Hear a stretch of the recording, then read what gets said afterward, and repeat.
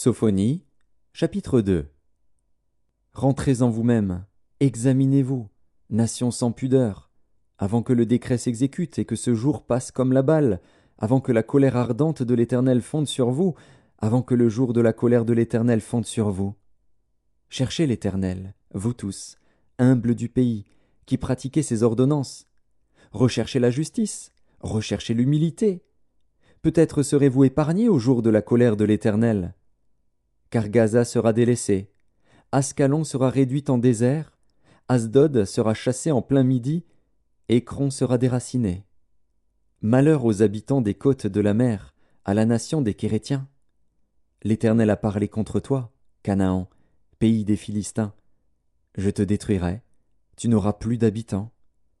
Les côtes de la mer seront des pâturages, des demeures pour les bergers, et des parcs pour les troupeaux. Ces côtes seront pour les restes de la maison de Juda.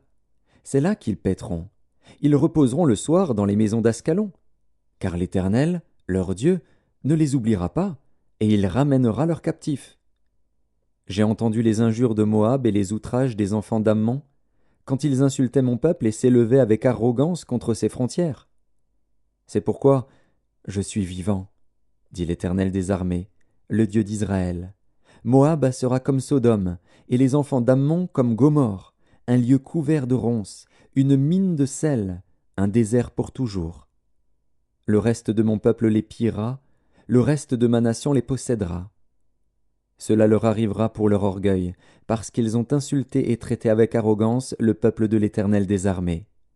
L'Éternel sera terrible contre eux, car il anéantira tous les dieux de la terre. Et chacun se prosternera devant lui dans son pays, dans toutes les îles des nations. Vous aussi, Éthiopiens, vous serez frappés par mon épée. Il étendra sa main sur le septentrion, il détruira la Syrie, et il fera de Ninive une solitude, une terre aride comme le désert. Des troupeaux se coucheront au milieu d'elle, des animaux de toute espèce. Le pélican et le hérisson habiteront parmi les chapiteaux de ses colonnes. Des cris retentiront aux fenêtres. La dévastation sera sur le seuil, car les lambris de cèdre seront arrachés. Voilà donc cette ville joyeuse, qui s'assied avec assurance, et qui dit en son cœur, « Moi, et rien que moi. » Et quoi? Elle est en ruine, c'est un repaire pour les bêtes. Tous ceux qui passeront près d'elle siffleront et agiteront la main.